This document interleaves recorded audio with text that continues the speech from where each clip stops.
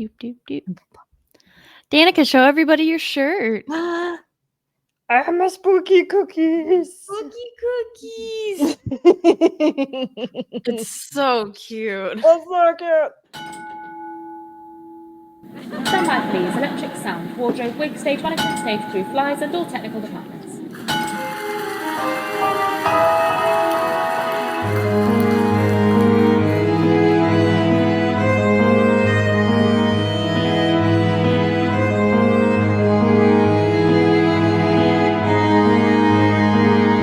Welcome to Leave the Ghost Light On. Oh my gosh. My partner's a big fan of where the graphic lands.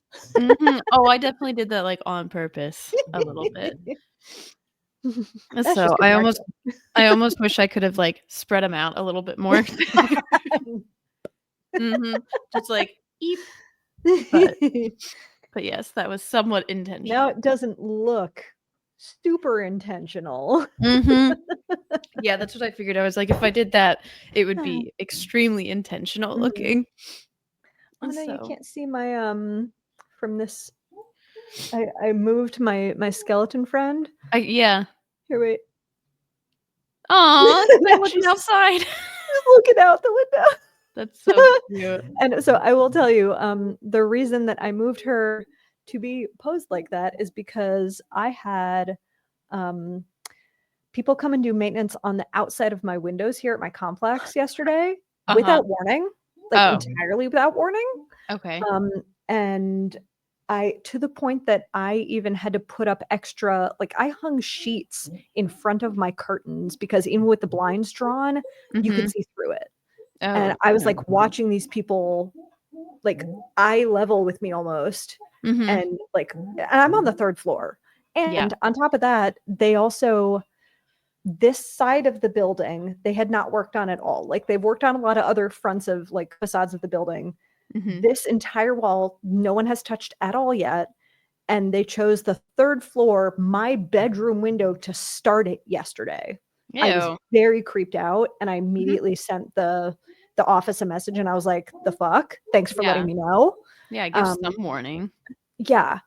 And so fortunately, I did get a really thoughtful and considerate message back from the office that I was like, okay, good. I was very surprised by that.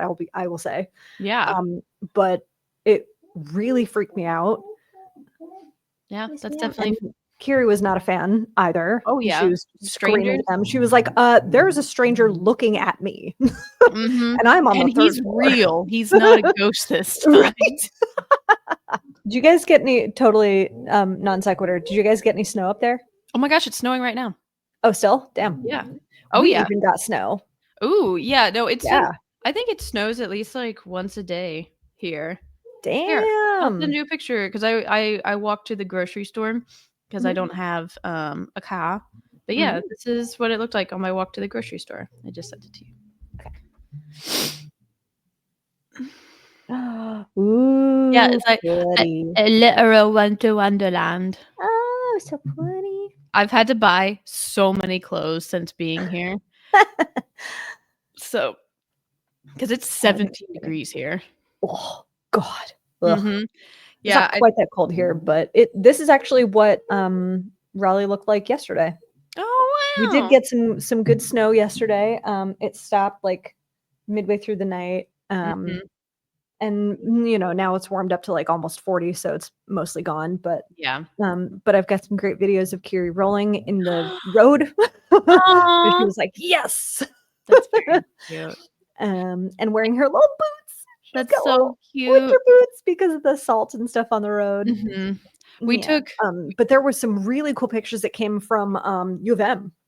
Oh really? Oh, did it snow down there? They got some good snow, dude. Like a few solid inches.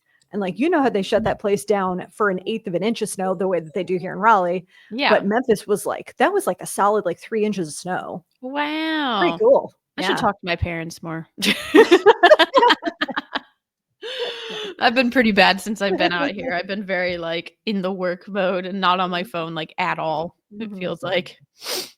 Let's see. Oh, yeah. It would appear that I am going first this week. Yes, you are going first. Oh, yeah. Oh my goodness, are we ready to get sad?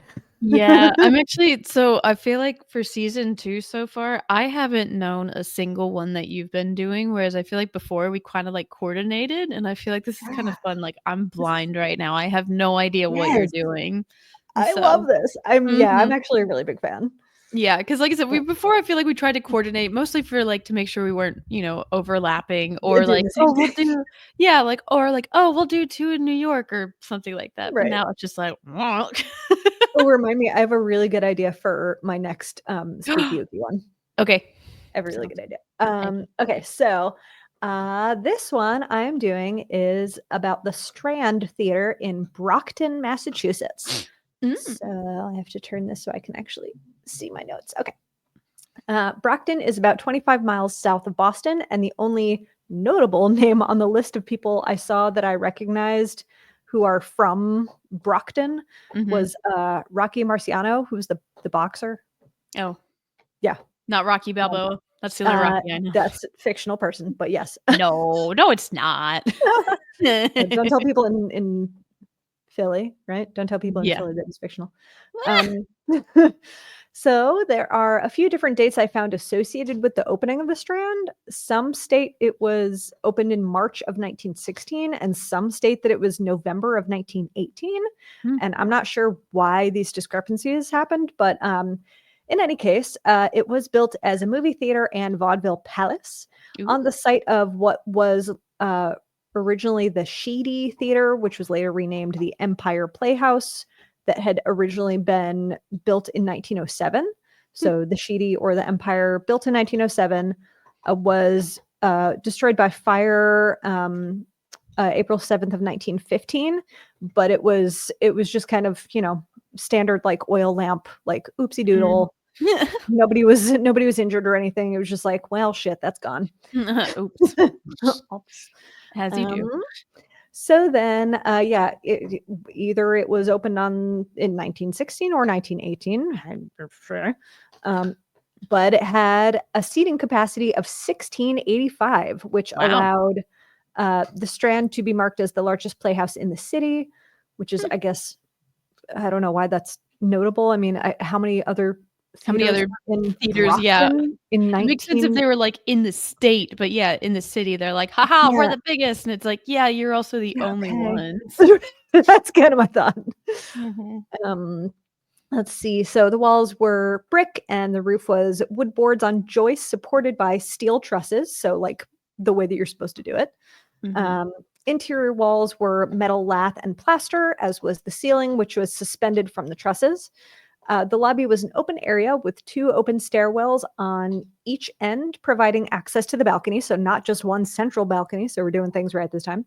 Mhm. A long corridor connected the lobby to the side where it's located is School Street. So there was a corridor that connected to the lobby to that side. Hmm. And then photos from the 1920s and 30s show a marquee outside the building with what I would describe as like a combination of Art Nouveau and Deco kind of lettering and decor. It was really, really pretty. In the 1930s, what do you think, Jill, would have been introduced to audiences then in the 1930s? A fire. No, I'm kidding. Not wrong, but Um, introduced to audiences, I mean, I would assume, like, movies and stuff like that, but what kind specifically do you think? talkies? Yes! That's Yes! literally the word that I used too. Ah! Yay! That's a Yeah. talking pictures. Talking pictures. Oh my gosh, we're Yes! getting Oh better. my god, We're yes! learning things. So, yes, sometime in the 1930s, it introduced talkies to audiences, actually with a screening of a Marx Brothers movie, Hmm. which I fucking love the Marx Brothers. Not Nice. gonna lie, I adore them. Nice. And then in August of 1937, the Strand Theatre underwent extensive remodeling and improvements under new management. Hmm. One thing I do want to note is that nowhere on the City of Boston website, because it's pretty close, about half hour away, does it mention the incident that I am about to describe. Ooh. So, Oh, no. so on Sunday, March 9th of 1941, there had been showings of the films Hoosier Schoolboy, starring Mickey Rooney, and Secret Evidence, which was a second billing. These films showed without incident, and the theater manager, Frank Clements, locked the building at around 11:45 p.m. And there are two versions of the beginning of this story. The first is that the night custodian, who was Horace Spencer, was notified by members of the Shoe City Club, which I had trouble finding out what that is, that they had noticed smoke coming from the building. The other, and what I would consider more logical explanation, is that was actually written in a published document later on, states that Spencer himself discovered a fire in the basement and then instructed his helper to activate the fire alarm box, which was located right outside. We're going to say this is the accurate version. Okay. And I wrote, because the first comes from Wikipedia with no source. So yeah. Okay. We're going to go with the fact that the guy who was, in charge of the building is the guy that noticed it because he wasn't a fuck up. Yeah. So then at 12:38 a.m., so almost an hour after the manager had locked up and left, the fire department received that notice from from Horace Spencer's helper, which I'm not sure what his job was besides, like, maybe he was another night custodian. I'm not sure. So the fire department received that notice and they were dispatched. A second alarm was sounded at 12:44 a.m., followed by a general alarm at 1:19 a.m., which summoned all of Brockton's firefighters to the scene. Oof. So it was growing quickly. So they just kept ringing more and more alarms, be like, actually, we need more help. So could you just keep sending people? When they arrived, they found the fire in the cellar, but attempts to extinguish it were unsuccessful as the fire had already advanced beyond them. It spread rapidly into the walls, then upwards above the theater's ceiling. Oof. A number of men moved up to the balcony to attack the fire, which had made its way to the auditorium ceiling just below the roof.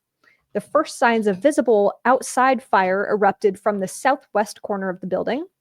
Firefighters on the balcony continued their efforts to expose the fire within the ceiling as hose streams were directed overhead from the auditorium floor. So when you see pictures of this, it's pretty clear of like that would have been the proper protocol to do this is like you poke holes so you can let the heat out, but that you're basically extinguishing it from below, I guess. Interesting. Okay. So Jill, what do you think happened then? They got oxygenated and made the fire bigger? That's probably a good part of it. That's I would imagine that's probably not wrong. But then less than an hour after the initial alarm, and without warning, the west section of the roof came down in a crash that rested its weight on top of many unsuspecting firefighters and knocked several from the balcony and roof to the auditorium below. Remaining uninjured firefighters worked diligently in the chaos and rubble to free their comrades despite the danger and fear of further collapse. It is thought that the burning roof timbers and rising heat weakened the unprotected steel trusses to where they could not sustain the roof's weight. So remember before I mentioned that the walls were brick, the roof was made of wood boards on joists supported by steel trusses. Okay. That's the right way to do it. But here's the thing. Those steel trusses were completely uncovered. And they were unprotected and the word I just used.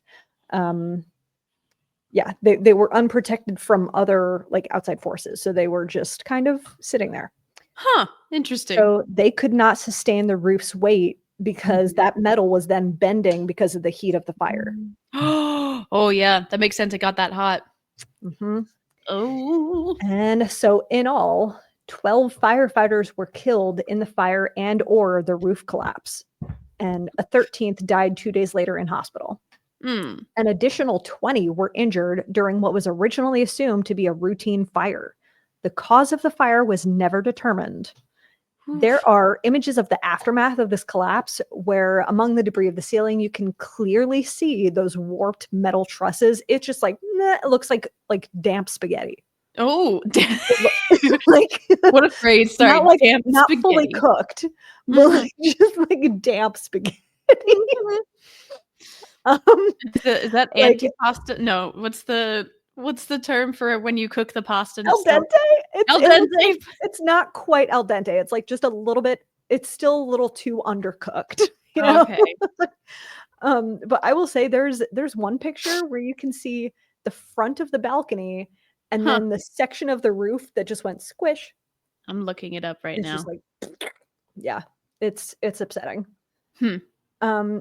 Unlike many of the other theater tragedies we've covered, this one has a legitimate memorial. Wow. Yeah. All right.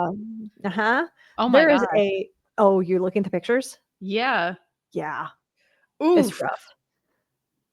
I'm actually surprised that more people didn't die just from the collapse itself. Yeah. So, That's and I'm gonna attribute that to the fact that so many of them had been like down lower in the auditorium trying to manage the blaze from like using the water hoses. Yeah. That there were only those 13 or whatever of them in the balcony. Right. So it could have been worse, but it still fucking blows. Yeah.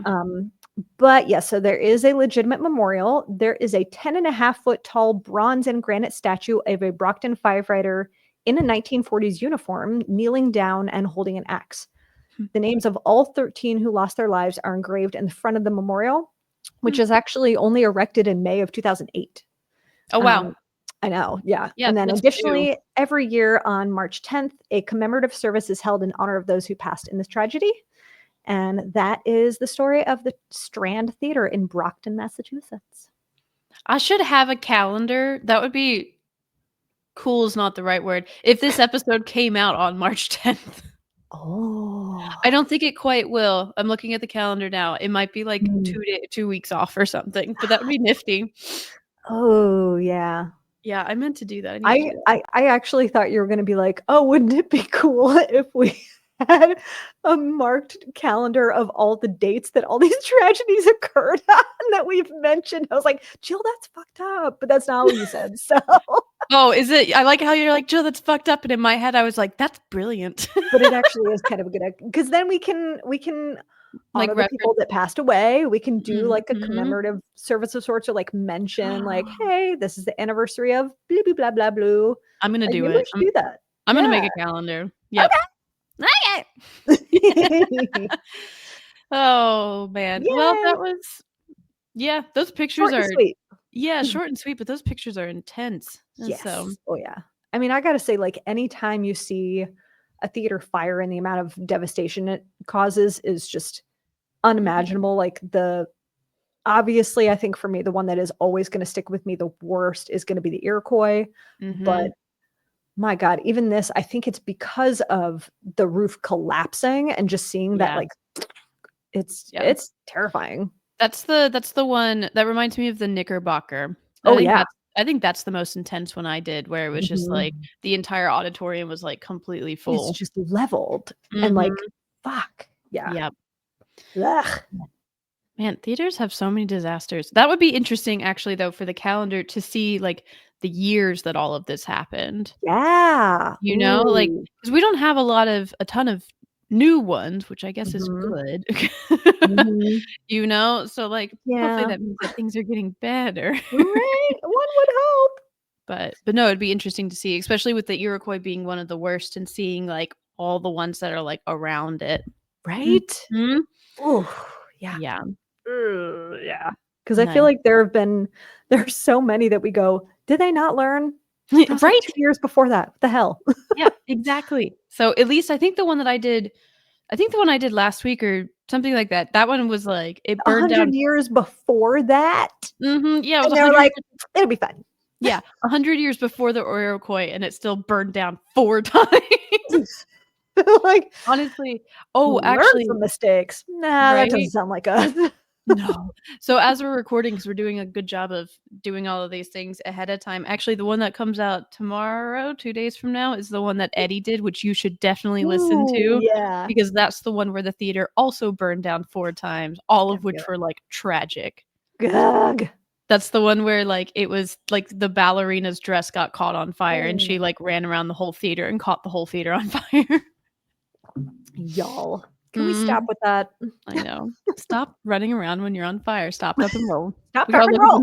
We gotta look up when that was a thing. That's actually kind of a good question. Yeah, when did stop, drop, and roll become a thing? So, but anyway, all right. Well, so now it is my turn. I'm gonna do spooky ookie time. Spooky cookies. Gosh, I love that thing. Oh, do you want to tell everybody who is who on that? Since we okay. did So decide for those who's of who. you kind of can listen and see at the same time, I guess. So we have our new spooky cookies shirt that Jill designed. So we've got it's 2 very, very cute cookies, and it's also the like comedy tragedy masks for theater. And they have like little spirit dresses almost like ghosty dresses on. Ghosty dresses almost. And one of them is purple and one of them is teal. And Jill's the purple one and I'm the teal one. And you're the teal one. I also just like it because I'm the depressing one.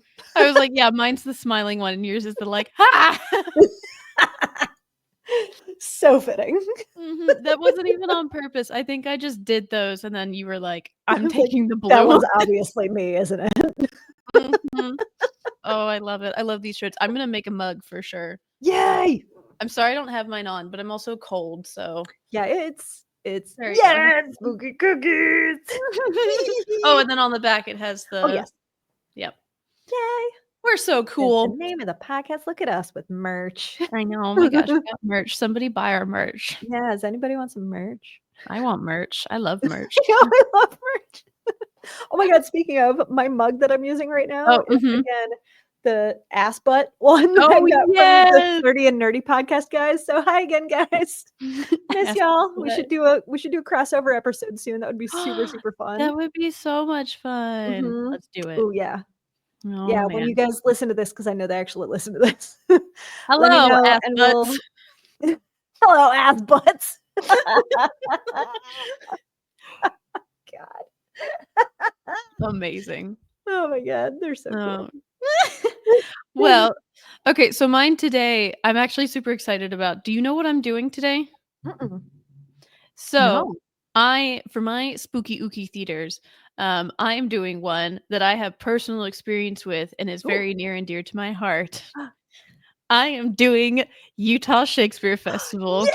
Oh my goodness. Okay. I know. I was like, I was looking at my notes and I was like, part of me feels like I don't even need half of these notes.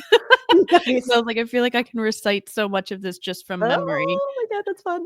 Yeah. So just a quick little backstory. So Utah Shakespeare Festival is in Cedar City, Utah.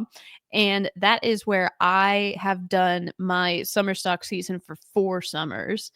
So for anybody who doesn't know what summer stock is, I don't really know exactly how to explain it, except for theater runs in seasons. And it depends on the company too of how they produce it. So. Exactly. So it's like usually like I said, like theater runs in seasons. So you have your fall season, spring season, and your summer season. And summer for a lot of places is where a lot of people will leave and go to a different state, go to a different theater, and just work somewhere else for a couple of months. So it's kind of iconic in our world. So anyway, so that's where I've gone for many years. Say like summer stock for most of us, like who've worked like professional summer stocks, it's typically like I would say it's usually a revolving repertoire. Like they do, between some places do 4 shows a summer, some do 16. Like that's a good point of like instead of just having like, oh, we just have this one show that runs for a month and then this show that runs for a month. Yeah, these ones are you do 3 to 4 shows or more or less, and they all just run for months in rep, as it's called.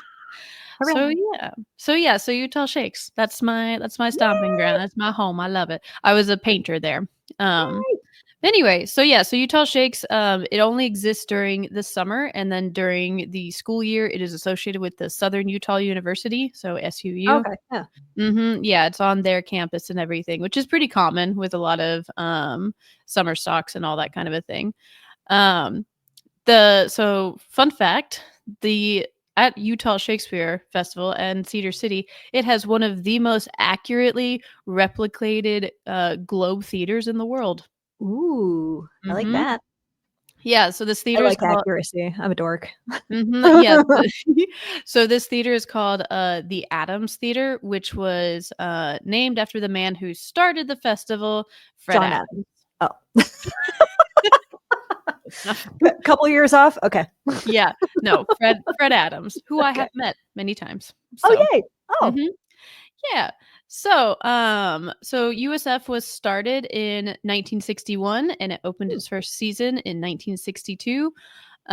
Basically, USF started because Cedar City is extremely close to a lot of the national parks Mhm. in Utah, like all the big ones like Zion and Bryce and Capitol Reef and Canyonlands. There's a lot of them. Hmm. And so people apparently like would always come here to Cedar City and to St. George and stuff like that and be like, okay, we're gonna go do these national parks, but now we need something else to do.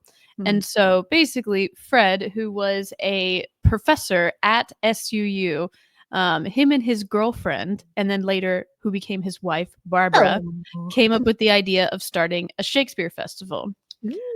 Mm. And fun fact, Fred went up to Oregon Shakespeare Festival to see what it was all about. Which is why Oregon Shakespeare Festival, Yoink. which is another very, very big festival, Oh, another yes. big Shakespeare festival. Mhm. They look very similar. Fair enough. Fair enough. I would And are say like I would argue that many of them do look very similar because yes, yeah. but Mhm. like Oregon and Utah like almost like talk to each other a lot. Oh, So okay. everybody's like interconnected. So a lot of that is because of Fred. So the opening actually I'm gonna ask you, so what they always do 3 Shakespeare shows. That's pretty typical for a Shakespeare festival. What 3 Shakespeare shows do you think they opened with? I'm gonna say Mackers. No. Okay. Hamlet. Bad luck. Yes. Okay. Hamlet. Big ones. Midsummer. No? No? Do you want to just say No, no, no. Okay, okay. 12th Night? Nope. I do love Twelfth Night though. But another how this I'll give you one hint. All's Well. No. Fuck. I'll give you another hint. So, fun fact, Twelfth Night, the modern day movie of She's the Man She's the man. Oh, yeah? is Twelfth Night. What is the other modern day movie that's based on a Shakespeare? Oh, Uh, Romeo and Juliet? no.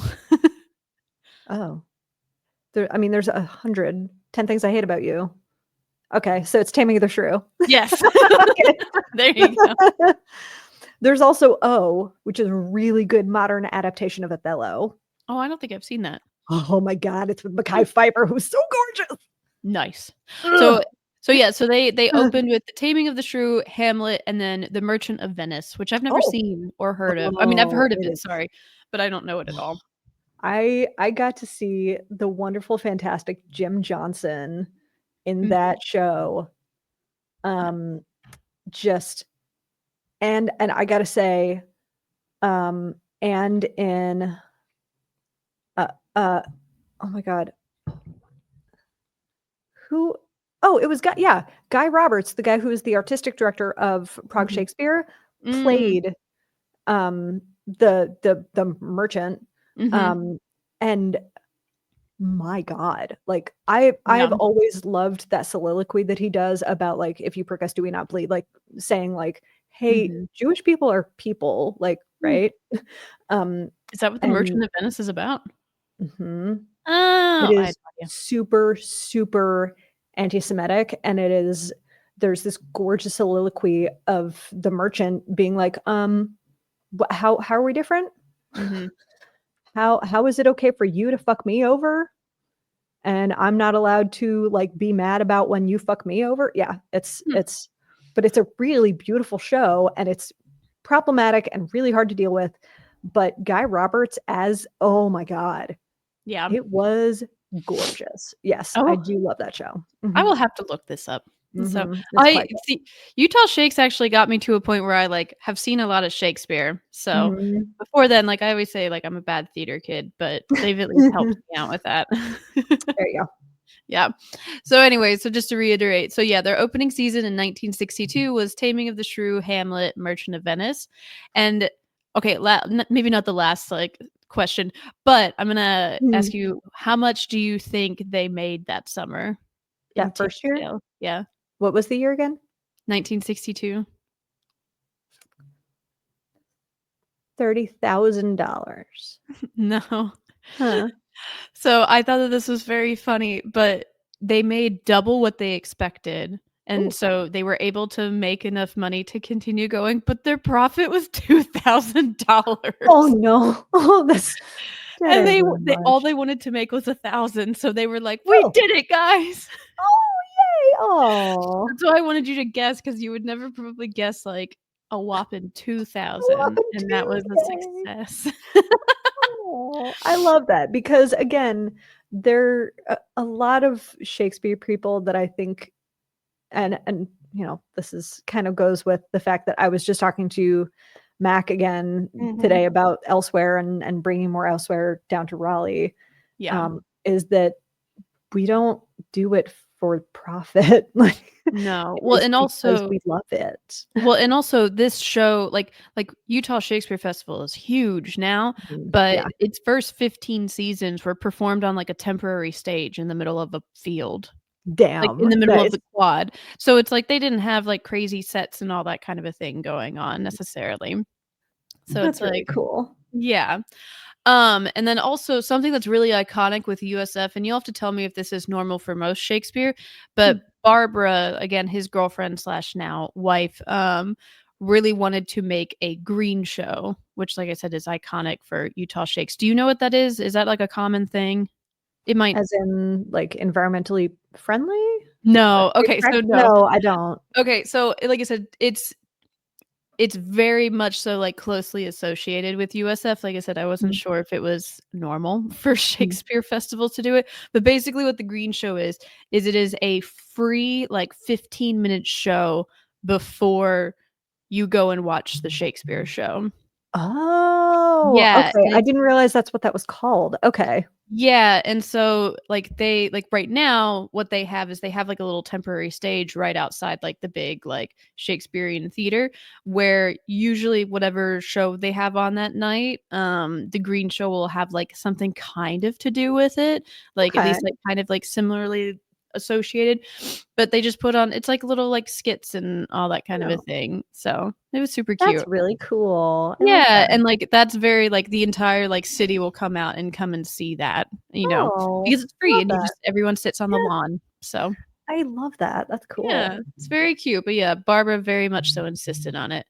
Um, so, again, like I said, in the first 15 seasons, they always performed on a temporary stage during the summer, so they would have to put it up and take it down, and then See, finally in 1977 is when they built the Adams Theater, which, like I said, is one of the most accurately represented, globe theaters in the world, so much so that the British Broadcasting Company used to use it for location filming for their Shakespeare series. hey, So 'cause they're not gonna use the real globe, so they could. they could, but it's historical. What? But yeah, it's just Good. everything is like, all the dimensions are the exact same. It's a very cool space. I've been there a couple of times. Um, so again, that theater, that Adams was built and used from 1977 until 2016. And then the festival also built a kind of just like your stereotypical theater called the Randall in 1989, which was more of like an indoor theater. That's where, like, I've worked at the Randall as well as the Shakespeare Theater. The Randall is where they do like Joseph in the Technicolor Dreamcoat, like that kind of a thing. So they'll do Shakespeare, but then they also do their big blockbuster musicals. Blech. Oh man. So, fun fact, on May of 2006, Utah Shakes received the Tony Awards, Yay! which I have seen in person. But they Yay! have it on display, but they won the Tony Award for America's Most Outstanding Regional Theater. In July of 2016 is when the Ingolstadt opened, which is their brand new outdoor theater, which is where I usually work. It's not as Okay. much of a accurate representation of the globe. And they also built the Ames Theater, which is a smaller theater for more like tiny intimate shows. Fun fact, it doesn't say this on It doesn't say this on the website, but we all know it. The reason that they don't use the atoms anymore, which is so sad because like I said, it's still one of the most like accurate Yeah. replicas, because it's filled with asbestos. Oh, whoops. And they can't tear it down because it's filled with asbestos. So it Oh, literally just sits there. Like it's like gated and barred, like you can't oh get man. in and stuff like that. Like it's almost kind of like creepy Damn. looking. Oh man. Just Mhm. perform with like full on Full face mask. Yeah, 'cause they talked about, like, gas mask. refurbishing it and redoing it, but they realized that they just I mean, there's so many rules associated with that kind of stuff that they were like, "We're just gonna build another theater and just let this one die." So, Oh. yeah, but Yeah, the 'cause just removing asbestos in the first place costs so fucking much that exactly. oh god, that sucks. Yeah. But yeah, so fun fact, yeah, the Ingolstadt opened in 2016. My first summer there was 2017. And Eee. so I got to use that theater when it was still, like, brand Brand spanking new. new, that's cool. Mhm, to the point that they were, like, building walls and stuff like that still. Mm. And so, because basically the way that they had it built, it wasn't bad, but they had to put in this, like, giant wall because the sun would come in and blind all the Oh, patrons right at, like, 7 PM or something, so they were like, "We're just gonna put a really nice little wall up sure. just right here." But anyway, so yeah, so just a couple little bit more things about Fred Adams because he's very, very iconic with the Mm, festival. Like I said, I have met Fred Adams. He was always walking around and mm. everything. And then Utah Shakes also has like a beginning of the year or beginning of the season meeting where they Oh, like yeah. all the actors, all of the technicians, everybody like sits in the auditorium and like Oh. they go through and give you like your little thing. And Fred Oh. Adams had a very, very, very iconic speech that he would give, Oh. which was basically like Utah, there's a lot of Mormons there, so he would Oh, basically yeah. say, like, "Don't curse, don't do this, don't do that," "Be nice to the Mormons, we like the Mormons, they give us money." But then his Yeah. most iconic thing you would think would be, like, really sweet and like, Mm. "Oh, like, Shakespeare, we love it." No, it was that he would tell you that you would be dry and cracked in places that you've never been dried and cracked before. Oh. Because Cedar City sits at, like, 8,000 feet of elevation, and so it is Oh. very dry. So dry, yes. You get Yeah. very, very winded very fast, and you get sunburned really Mhm. fast, and so that Yes. was his Oh my god. iconic speech. Yes. It's that Can I you'd tell be you how accurate that is? Oh my god, like, so the it was first time I was true really, too. like, hanging out at that elevation is my husband took me to, Laramie, Wyoming, which Mhm. is at, like, I think 8,000 feet. Yeah. I had never experienced, elevation sickness before, Mhm. and getting I was and, like, I feel like I'm in pretty good shape, Yeah. and we walked the dog for, like, half a block, and I was like, "I gotta stop. Mhm. I might die." Mhm. And then we went and hiked when we were in Lander, Wyoming, which is 10,000 feet Mhm. and goes up to 12 when Yep. you're hiking, Mhm. in the, because that's the oh my god, I forgot the name of that mountain range. Nerp. Anyway, The Nerp mountain the range. Nerp mountain range. Mhm. But when you're walking up there, it's like, I swear to God, like, I could not drink enough water. Mhm. It was like I hadn't drank water for 3 months. Yep. I Yeah, was it's like, weird how, like, that happens. I mean, you don't think about ugh. that kind of stuff because most people aren't at that elevation, but yeah. And when you do it doesn't feel like, it doesn't feel like the desert, so it doesn't feel Mm-mm. like being in Vegas or Phoenix or whatever, where it's like, No. I can tell that I am shriveling like a prune, Yeah, but there and you're it's like, dry "Oh, in no, places it's you've never been nice." dry before. Right. Sadly, though, Fred Adams passed away on February 6th of 2020. It was Oh, a boo. very, very, very big hit for the festival. He was I didn't write down how old he was, but, like, Mm, he lived a very good long life mm, and that's good. everything, and, like, they've got a nice statue of him Aw. in, like, the quad now, which is very cute, so So yeah, so that's a nice little history of the Utah Shakespeare Festival. And now it's time for the ghosties, which was the first Yay! place that I ever learned about like ghosts and theaters and everything was at Utah Shakespeare Festival. Really good. So I'm gonna try and describe something really quick because it is a little bit confusing, but it's where most of the ghosts happen. Okay. So this campus has so many theaters. Like between the Utah Shakespeare Festival, there are 4 theaters. So Okay. the Ingolstadt, which is the new outdoor, the Randall, which is the indoor one. Those 2 are and the Ames, which is like the small intimate ones. Okay. Those are the newer ones, so there aren't as many ghosts in it. All of the ghosts that we're going to be talking about are in the Adams and what we call the Odd. So, or the auditorium. Okay. So, a really, really quick, just to make this make a little bit of sense, the auditorium is basically like SUU's theater that they use. So it is empty during the summer, Okay. and the painters who are painting the Ingolstadt get to paint in the auditorium. Hey, that's Which is cool. nice because then we get to have all of this space essentially. Yes. And you're So indoors. yes, and indoors. So it is actually very, very nice.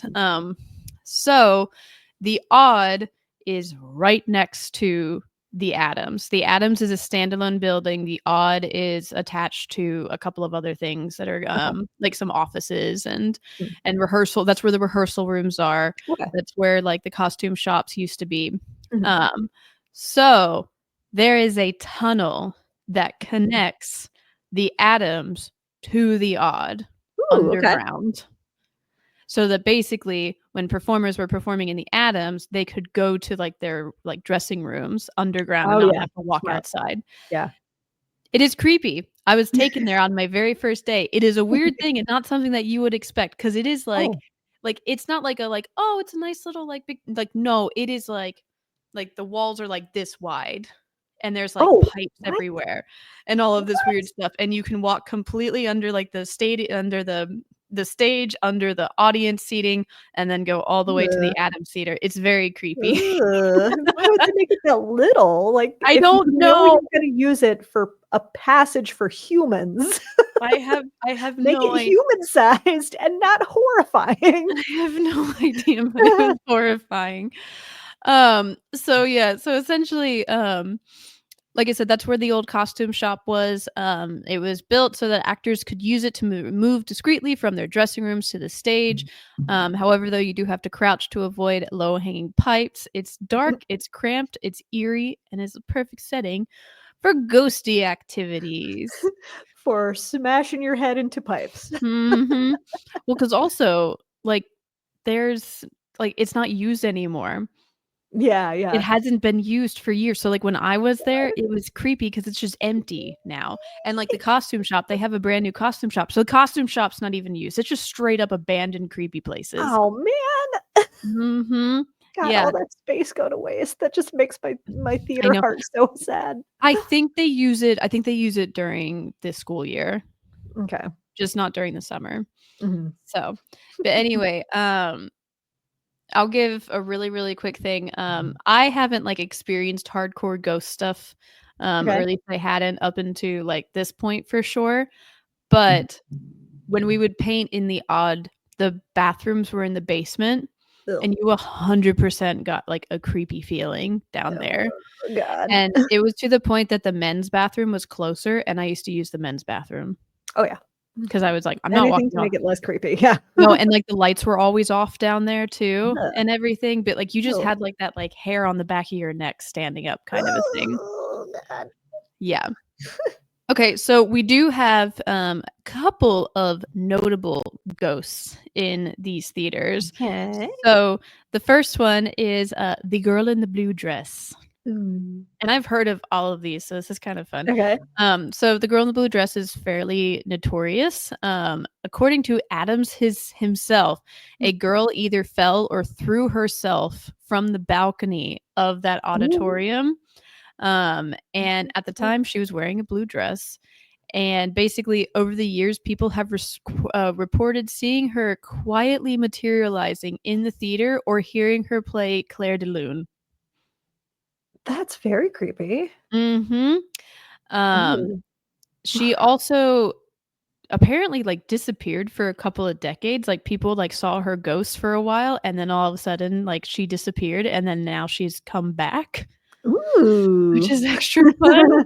Um, so Adams himself, recalls a eerie experience in the late '70s involving a costumer. So, essentially, 2 seamstress were working late into the night in the costume shop, which, again, is down in that basement, tunnel area. One of the costumers decided to leave and started packing up. However, she heard a noise from the tunnel. She looked up and thought it was her coworker, but then realized that she could see right through the person standing in front of Nope. her. Nope, nope, nope. Ashley Pollock, who works as a public relations for the SUU College of Performing Visual Arts, had her own unnerving experience with the ghost in the costume shop. Late one night, she encountered the ghost of the girl in the blue dress. She apparently was trying to block out any sounds of like opening doors and closing doors by turning on music because she was already super creeped out. So she was trying to just like kill her senses, I guess. La la la la la la la. It's not happening. It's not happening. So Pollock said that she had heard stories of the girl in the blue dress before, but she had work to do and she was creeped out, and so she just kind of kept on trying to work and listen to music. However, the lights began to flicker and the door of the costume shop opened and closed, and she said, "I put my stuff away and got out of there as fast as I could." Uh-huh. Yeah. Definitely would do the same. Uh-huh. Yes. So the girl in the blue dress, we know her as the girl in the costume shop. That was one of the first ghosts that I was like introduced to in the theater. So then there is some association with Macbeth at this theater and Okay. some cursey stuff going on there. So apparently, oh, sorry. I was just checking the text. So apparently, according to Adams, something has gone wrong during every single performance of Macbeth at the festival, which I can concur because they did Macbeth my second year and people got majorly sick. There was one time when like half of the cast had to call out. It was awesome. So I guess one time the actress playing Lady Macbeth broke her ankle. Another time an actor didn't make it to the performance because his car went off the road on the way to the theater. Oh shit. One particular chilling story about a instance during Lady Macbeth's monologue where she invokes the demons and the actress delivers the line, "Unsex me now." Yes. Okay. It's one of the really good soliloquies. Okay. At that exact moment, a light bulb apparently popped and fluttered down to the stage and like sprinkled the stage in glass. Oh, sure. Yep. Yep. Yeah, and the stage manager ended up coming out to clean it out, and they didn't even restart the speech. They were like, "We're just gonna keep on going because everybody was I too think I'd paranoid." just move on. Mhm. That must have been so cool and being like, "Oh, that was so extra Unsex me dramatic." now. Pop.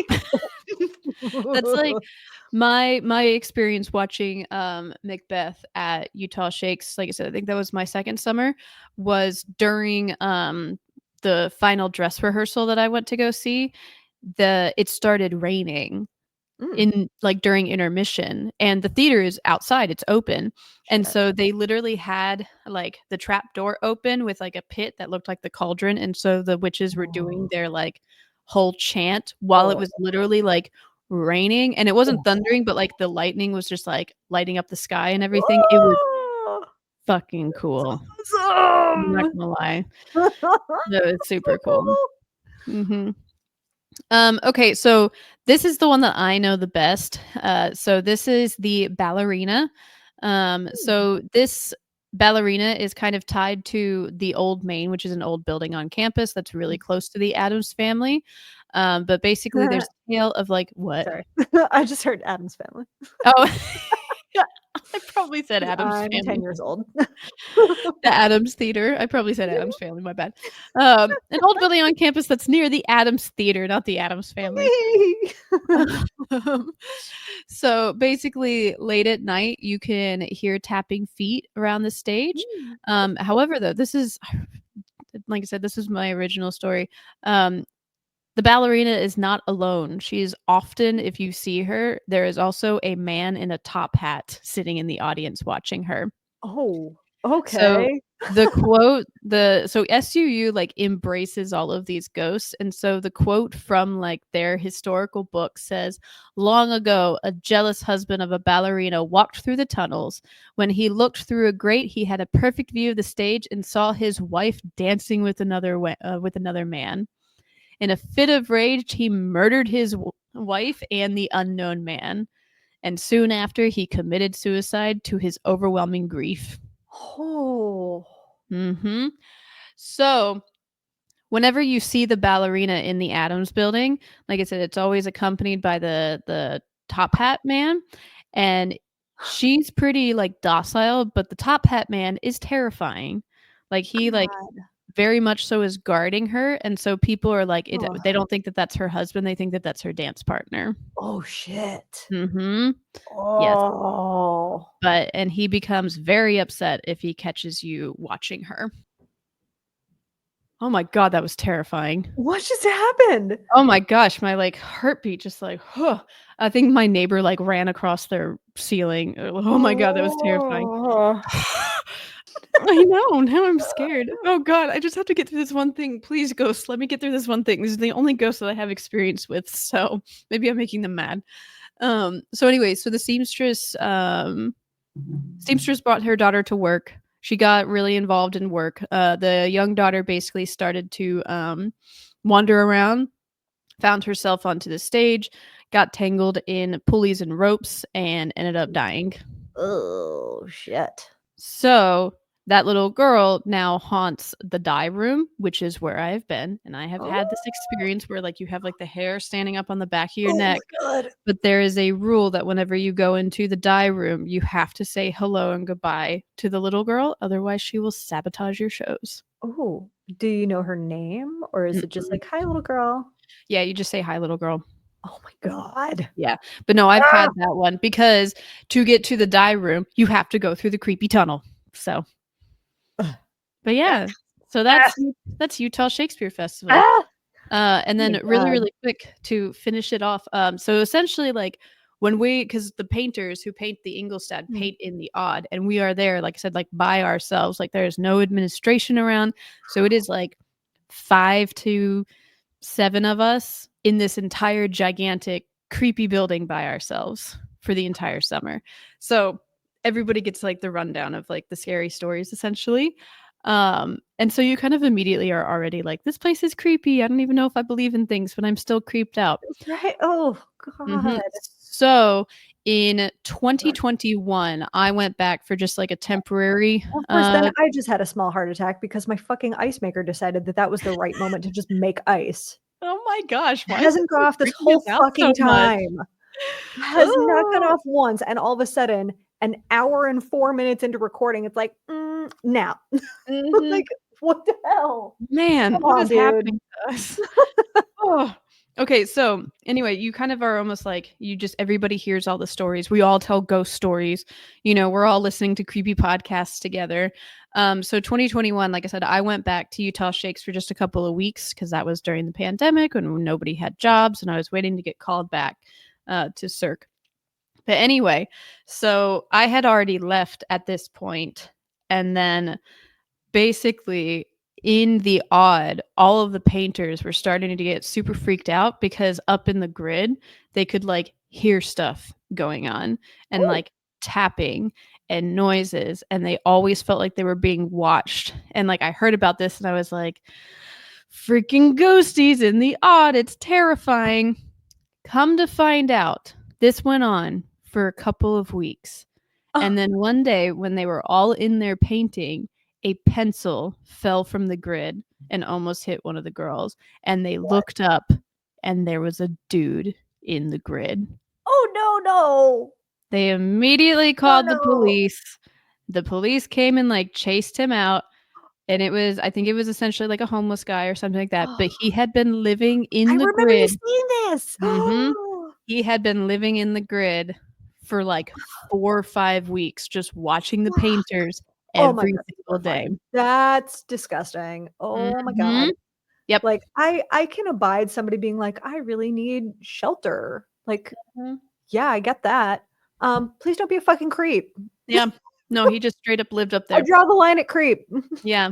But yeah, it's like just none of them thought to investigate it because it was like, it's just it's just ghosts. I Turns out they had mean, like a true crime incident. right? Jesus God. Yeah, I hate it. Yikes. Ugh. Yeah, I would not have gone back. Apparently, it was very hard for any of them to go back, but yeah. So anyway, so sorry for that with being so long, but that was the very long and exciting story of Utah Shakespeare Festival that creeped both of us out. Oh my god. Yeah, Enough to I get can scared by see a neighbor in why. an ice maker. Oh, good times. Such good times. Yeah, I've been wanting to do that one for a while. So, and I feel like I could just keep talking about it nonstop because there's just so much information. So, Oh, mhm. so cool. Yeah. Yay. We did Yay. it. We done did it. Hooray. Huzzah. Oh, How man. much longer are you there?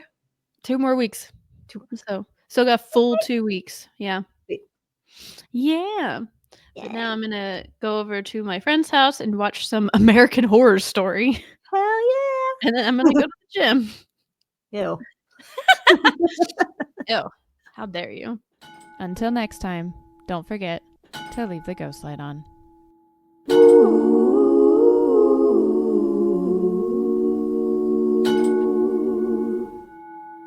Thank you for joining us. Leave the Ghost Light On was created, hosted, and edited by Danica Jackson and Jill Horn. Musical composition created by Jay Nygaard. Follow us on Instagram, YouTube, Twitch, Spotify, and more.